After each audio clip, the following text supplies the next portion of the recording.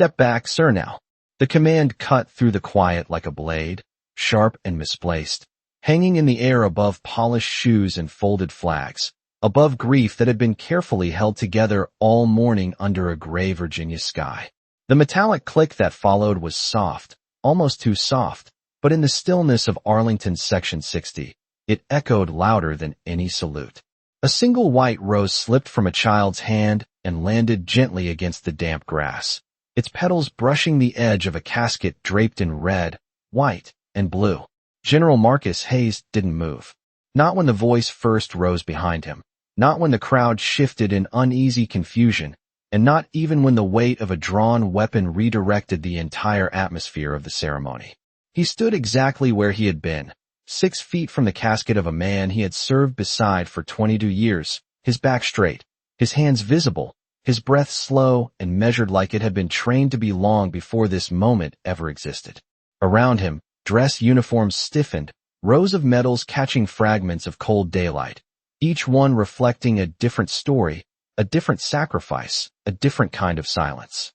The wind carried the faint scent of cut grass and distant rain, brushing against the folded edges of the flag as if trying to remind everyone what this place was meant for. But the mood had already shifted. Conversations died before they could begin, eyes turned without permission, and somewhere behind Marcus, boots pressed into gravel with a tension that didn't belong at a funeral. Officer Daniel Reeves stood with rigid posture, his grip tight, his voice controlled but strained in a way that didn't quite match the calm authority he was trying to project. He had arrived late, unnoticed at first, just another uniform in a sea of them, but now every detail about him seemed louder, sharper, out of place. "I said step back," he repeated, and this time the words didn't land as a request. They landed as a challenge. A few feet away, a widow clutched a folded program to her chest, her knuckles pale, her eyes searching faces for answers no one was ready to give. A bugler in the distance lowered his instrument slightly, unsure whether to continue or stop, caught between protocol and something that felt wrong, in a way no training could explain. Marcus' gaze remained forward, fixed not on the officer, not on the shifting crowd, but on the casket itself, as if anchoring himself to the only truth in the moment that couldn't be distorted. The years had taught him many things: how to lead under fire, how to carry loss without letting it break him, how to stand still when everything inside demanded motion, and now all of it settled into place without effort. His shoulders didn't tense. His voice didn't rise. He simply stood, a quiet center in a moment that had begun to spiral outward. The breeze lifted slightly, brushing against the ribbon of his highest commendation, causing it to sway just enough to catch the light, a brief glint that passed unnoticed by most, but felt heavy with meaning all the same.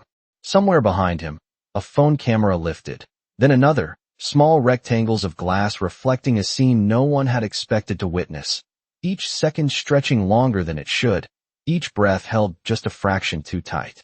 And still, Marcus Hayes did not turn around. Marcus Hayes had learned long ago that stillness could carry more authority than motion, that silence, when chosen with intention, could speak louder than any command, and now as the air tightened around him, he let that training settle into his bones the way it always had, steady and unshaken, even when everything else felt uncertain. He could hear the subtle shifts behind him, the scrape of a shoe against gravel, the faint rustle of fabric as people repositioned themselves, unsure whether they were witnessing a misunderstanding or something far more serious. And yet he did not turn, because turning would change the moment, and this moment, fragile and heavy, belonged to the man in the casket, not to fear, not to confusion, and certainly not to the tension now spreading through the crowd. 22 years earlier, Marcus had stood in a different kind of silence, one filled with desert heat and distant radio static, where every decision carried weight measured not in seconds, but in lives.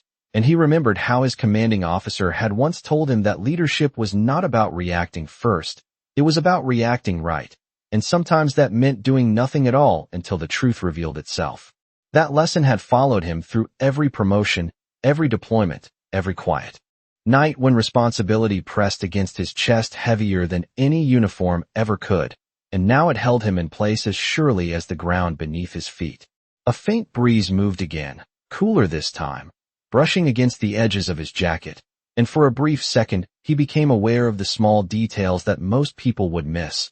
The way the flag over the casket shifted just slightly, the way the sunlight filtered through thin clouds and landed across polished brass, the way a young boy, no older than 8, stood beside his mother gripping her hand just a little tighter, his wide eyes fixed not on the officer, but on Marcus, as if searching for something steady to hold on to in a moment that no longer felt certain. Behind him, Officer Reeves adjusted his stance, the movement subtle but charged, and there was something in that motion that spoke not of control, but of uncertainty disguised as authority, a tension that did not belong in a place built on respect and remembrance. Marcus recognized it without needing to see it, because he had encountered it before in different forms, in rooms where assumptions spoke louder than facts, in moments where judgment arrived before understanding, and each time he had chosen the same response, not submission, not defiance, but composure, the kind that could not be mistaken for weakness once the truth came to light. He slowly drew in a breath, deep and measured, the kind that grounded him in the present, and then released it just as carefully, letting the weight of the moment pass through him without taking hold, because this was not about proving anything, not here, not now. The sound of a distant vehicle faded somewhere beyond the cemetery gates, and with it came a reminder that the world outside continued as it always did, unaware of the quiet fracture forming within this small circle of people gathered for a single purpose, to honor a life, to acknowledge a sacrifice, to stand together in shared respect, and yet that purpose now felt suspended, held in place by a single decision that had shifted everything. A senior non-commissioned officer standing several rows back straightened slightly, his eyes narrowing as recognition began to form, not of the situation, but of the man at its center, and that recognition moved quietly, almost invisibly, through the ranks of those who had served long enough to understand what they were seeing. Marcus remained still, his gaze unwavering, his posture unchanged, because he knew something that the moment had not yet revealed, that truth, real truth, did not need to be forced into the open. It had a way of arriving on its own, steady and undeniable, and when it did, it would not raise its voice, it would not demand attention. It would simply exist, clear and impossible to ignore. And so he waited, not out of hesitation, but out of certainty, the kind built over decades, the kind that could not be shaken by a raised voice or a misplaced command, the kind that turned silence into strength. Officer Daniel Reeves had always believed that control came from being the first to act, the first to question, the first to assert authority before uncertainty had a chance to grow, and that belief had shaped every step of his career, from the academy drills where hesitation was treated like failure to the patrol shifts where decisions were expected in seconds, not minutes, and now, standing in the middle of a military funeral that no longer felt like one, he clung to that belief even as something deeper inside him began to shift. The silence around him was not the kind he was used to, not the tense quiet of a traffic stop or the contained stillness of a routine call, but something heavier, something that pressed in from all sides without direction, as if the entire space was waiting, not for him to speak again, but for him to understand what he had already done. His grip tightened slightly, not out of aggression but out of uncertainty, a subtle adjustment that betrayed the confidence he was trying to maintain, and though his voice remained firm, there was a thin edge beneath it now, something less certain than before. "Identify yourself," he said, the words landing flat against the open air, stripped of the authority he intended them to carry. No one answered immediately. The crowd did not move, did not intervene, did not break the fragile tension that had taken hold, and that stillness began to feel different, less like compliance and more like quiet resistance, the kind that does not shout but does not yield either. Reeves scanned the faces around him, expecting confusion, maybe even agreement, but what he found instead was something else entirely, a series of steady, measured expressions that did not match the narrative forming in his mind. A man in uniform near the front row straightened slightly, his jaw tightening, his eyes fixed not on Marcus but on Reeves himself, and there was recognition there, not of a threat, but of a mistake unfolding in real time. A woman standing beside him lowered her gaze, her hand resting gently on the folded flag she held, as if grounding herself in something real while the moment drifted further from it. The bugler, still holding his instrument, remained frozen in place, the unfinished note lingering in memory rather than sound, suspended between what had been and what should have followed. Reeves shifted his weight again, the gravel beneath his boot giving slightly, and for the first time since he had stepped forward, the scene did not feel like something he was controlling. It felt like something he had stepped into without fully understanding, and now could not easily step out of. Marcus Hayes, still facing forward, still unmoving, became less of a figure of suspicion and more of a presence that anchored everything else. His calm no longer appearing passive but deliberate, his silence no longer empty, but filled with something Reeves could not quite define. There was no defiance in him, no urgency, no attempt to challenge or escalate. Only a quiet certainty that seemed to grow stronger the longer the moment stretched. A low murmur moved through the back rows, not loud enough to break the silence, but enough to shift it, like wind passing through tall grass. And with it came fragments of understanding, small pieces of context that began to surface among those who recognized what Reeves had not yet seen. "That is General Hayes," someone whispered, the words barely audible, yet they carried weight, moving from one person to the next, not shouted, not announced, but shared, and as they did, the atmosphere changed again, not dramatically, but enough to tilt the balance of the moment. Reeves did not hear it clearly at first, only the faint ripple of voices, but he felt the shift, the subtle realignment of attention, the way eyes began to move not with uncertainty, but with clarity, and that was when doubt, real doubt, began to take hold. He looked again at Marcus, at the posture, the composure, the quiet strength that had not wavered once, and for a brief second, something in his certainty cracked, not visibly, not enough for others to see, but enough for him to feel it.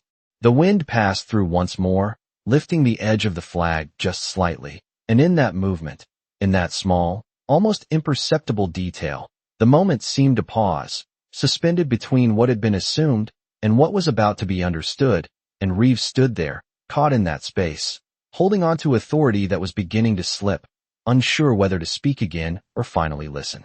The shift did not arrive with a shout or a command. It came quietly, carried in the posture of a man who had seen too much to mistake dignity for defiance. And as Sergeant First Class Andrew Collins stepped forward from the second row, the gravel beneath his boots gave a soft, deliberate crunch that seemed to echo louder than it should have. He did not rush, did not raise his voice, did not break the fragile stillness with urgency, because he understood what this moment required, not escalation, but clarity. "Officer," he said, calm and measured, his tone steady in a way that did not challenge but did not yield either. "You are addressing General Marcus Hayes." The words landed differently than anything spoken so far, not because they were loud, but because they were certain, anchored in truth that did not need reinforcement. For a brief second, nothing moved. The wind paused, the quiet deepened, and even the distant sounds beyond the cemetery seemed to fall away, as if the world itself had taken a step back to let the moment settle. Reeves blinked, once, then again, the name passing through his mind not as recognition, but as a disruption to the narrative he had built just moments earlier. His grip shifted, not loosening, not tightening, but adjusting in a way that revealed hesitation where there had been none before. "General," he repeated, the word unfamiliar on his tongue in this context, as if it did not quite fit with what he believed he was seeing. Collins did not move closer, but his presence seemed to expand, grounded and unshaken, his uniform carrying its own quiet authority, not from rank alone, but from years of service that could not be replicated or questioned. "Yes, sir," he continued, respectful but firm. "A decorated officer, United States Army, over 3 decades of service." The details were not offered as defense, but as fact, simple and undeniable, and as they settled into the space between them, the atmosphere shifted once more, not abruptly, but with a weight that pressed down on everything that had come before. Around them, the subtle murmurs grew just enough to be felt, a collective realization moving through those who had not yet understood, eyes widening slightly, shoulders straightening, attention realigning not with confusion, but with recognition.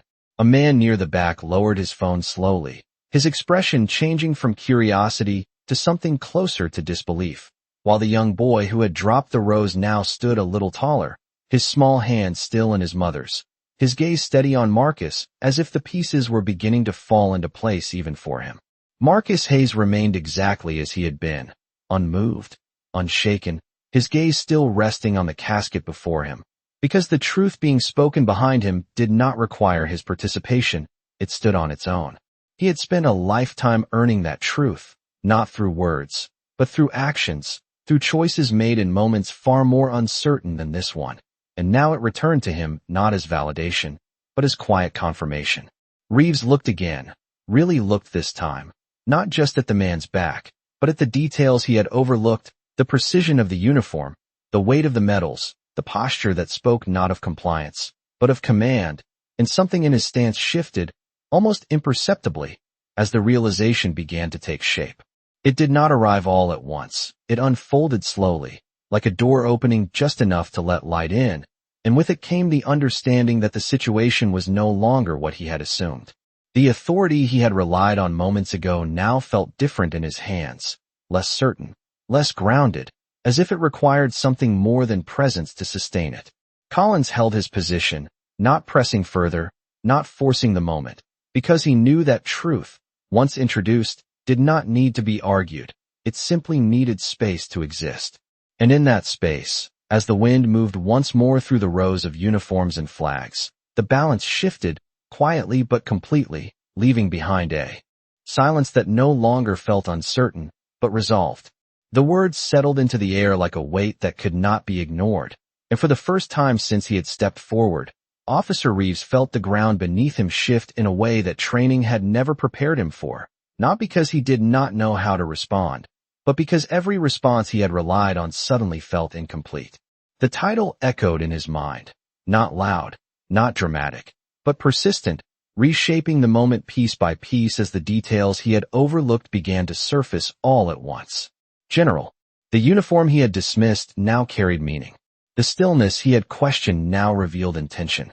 The silence he had tried to break now stood as something far stronger than anything he had said. Around him, the atmosphere no longer felt uncertain. It felt settled in a way that left no room for misinterpretation, and that realization did not arrive gently.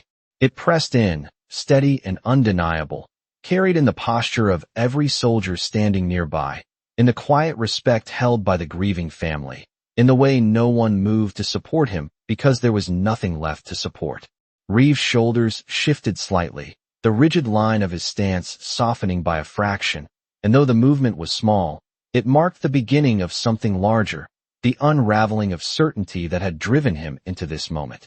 He looked again at Marcus Hayes, and this time he saw what had been there all along, not a question, not a threat, but a presence defined by years of service, by choices made under pressure, by a discipline that did not need to announce itself to be understood.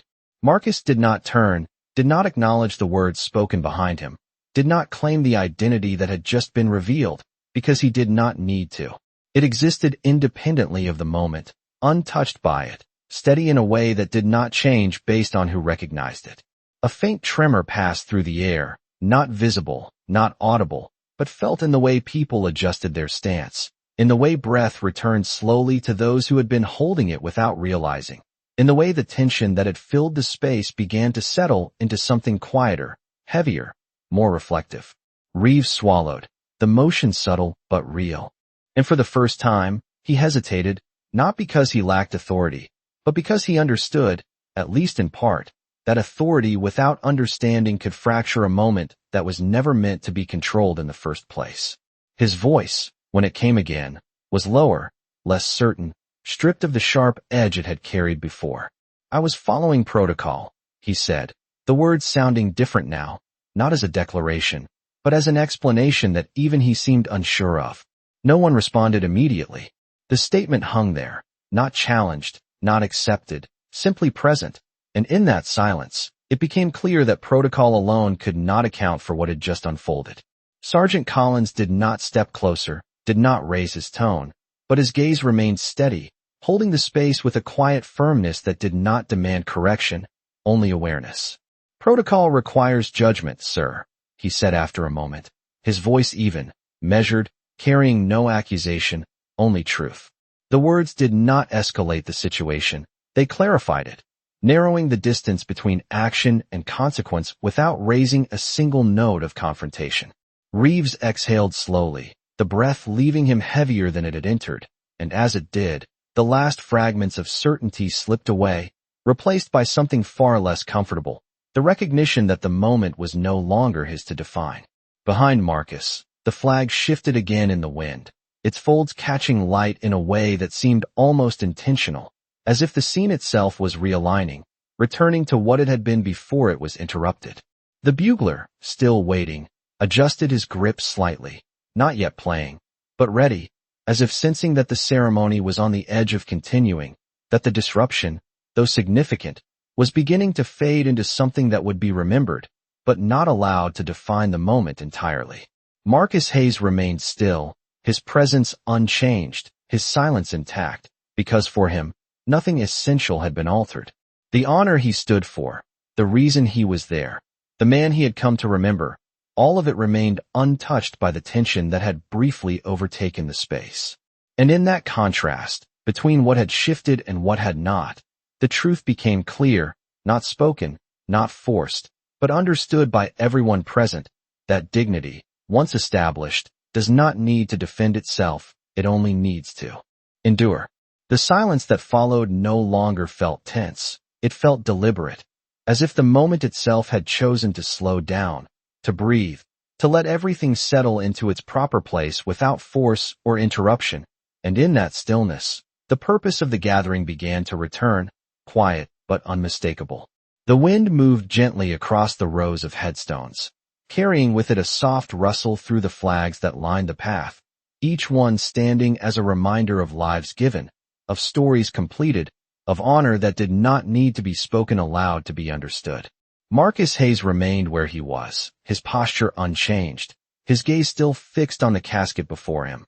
But something within the space around him had shifted, not because he moved, but because everything else had realigned to match the calm he had held from the beginning. Officer Reeves stood a few steps behind, no longer the center of the moment, no longer directing its course, his presence now quieter, almost uncertain, as if he had stepped into a room where the rules were different than the ones he knew, and only now realized he had misunderstood them. His shoulders lowered slightly, the rigid edge of his stance easing into something more grounded, and though he did not speak again, the absence of his voice carried its own meaning, one that did not need explanation. Sergeant Collins gave a small nod, not of victory, not of correction, but of acknowledgement, the kind exchanged between those who understood that some lessons did not come through instruction, but through experience, and that once learned, they stayed. A few rows back, the widow drew a steady breath, her grip on the folded flag softening just enough to allow her shoulders to relax, and beside her, the young boy who had dropped the rose earlier bent down slowly, carefully picking it up and placing it back where it had fallen, this time with a quiet intention, as if restoring something that had been briefly disturbed. The bugler lifted his instrument once more, his movements precise and respectful, and when the first note finally sounded, it carried through the air with a clarity that felt almost cleansing, not erasing what had happened, but placing it in its proper context, as something that would pass, while honor remained. The sound moved across the gathered crowd, settling into each person differently, some closing their eyes, others standing even straighter, all of them reconnecting with the purpose that had brought them there in the first place. Marcus allowed himself a single, slow breath, deeper than the ones before, not because he needed it, but because the moment had finally returned to what it was meant to be, and in that breath, there was no tension, no resistance, only presence. The sunlight broke through the thin layer of clouds just slightly, casting a soft glow across the polished surface of the casket, across the folded edges of the flag, across the quiet line of metals resting against Marcus's chest, each one catching light for just a second before settling back into stillness. Behind him, Reeves shifted his weight once more, but this time the movement was different, not driven by control or uncertainty, but by awareness, a quiet understanding that the moment did not belong to him, and perhaps never had. No one looked at him now, not out of dismissal, but because attention had returned to where it was always meant to be, to the life being honored, to the memory being held, to the silence that carried more meaning than any words could offer. And in that shared stillness, as the final notes lingered in the air and slowly faded into the distance, the space felt whole again, not because nothing had happened, but because what mattered most had endured, unchanged, steady, and quietly unbreakable. The final note of the bugle lingered in the air just long enough to settle into memory before fading into the quiet, and for a moment, everything held still, as if the world itself had paused to acknowledge what had just been restored, not just a ceremony, but a sense of order that could not be easily shaken. Marcus Hayes lowered his chin slightly, a subtle gesture of respect, his eyes resting on the flag with a focus that carried decades of discipline behind it. And then, slowly, almost imperceptibly, he turned. The movement was not abrupt, not reactive, but measured, deliberate, as if each inch of motion had been considered before it happened, and when he finally faced the space behind him, the shift in perspective revealed what had already changed. Officer Reeves stood there, no longer rigid, no longer commanding, his posture now carrying a weight that had nothing to do with authority and everything to do with realization. The distance between them was no more than 10 feet, but it felt far greater, filled with everything that had just unfolded, everything that had been misunderstood, and everything that could not be undone. For a brief second, their eyes met, and in that moment, there were no raised voices, no commands, no tension left to escalate, only the quiet presence of truth settling into place. Marcus did not speak immediately. He did not need to. His expression remained calm, composed, but there was something in it now that had not been visible before, not anger, not judgment, but clarity, the kind that comes from knowing exactly who you are and not needing anyone else to confirm it. Reeves opened his mouth slightly, as if to say something, but the words did not come right away, caught somewhere between what he had intended and what he now understood. The silence stretched, but it was no longer uncomfortable. It was necessary, allowing the moment to unfold without force. A senior officer approached from the side, his steps steady, his presence quiet but unmistakable, and with him came a different kind of authority, one rooted not in reaction, but in accountability. "Officer Reeves," he said, his voice low but firm, carrying the kind of weight that did not require volume to be heard. "We will address this." There was no anger in his tone, no immediate judgment, only certainty, and that certainty shifted the final piece of the moment into place. Reeves nodded once, slowly, the motion small but significant, as if acknowledging something he could no longer deny, and for the first time, he lowered his gaze, not out of defeat, but out of recognition. Around them, the crowd remained still, but the energy had changed completely, no longer tense, no longer uncertain, but grounded, as if everyone present had witnessed something that would stay with them long after the day ended. Marcus gave a slight nod of his own, not directed at Reeves specifically, but at the moment itself, at the restoration of what mattered, and then he turned back toward the casket, returning his attention to where it had always belonged. The ceremony continued, quiet and steady, each movement carrying the weight of tradition, each gesture reinforcing the respect that had briefly been disrupted but never truly lost. Behind him, Reeves stepped back, his movements careful, controlled, no longer seeking to lead, but to follow the structure that had already been set. The wind moved once more through the rows of flags, and as it did, it carried with it a sense of closure, not complete, not final, but enough to mark the end of one moment and the beginning of another, one where actions would be examined, where consequences would follow, and where the truth, now fully revealed, would no longer be ignored. And in that quiet transition, as the sunlight softened and the ceremony moved forward, what remained was not the disruption, but the dignity that had endured through it, steady, unwavering, and impossible to overlook.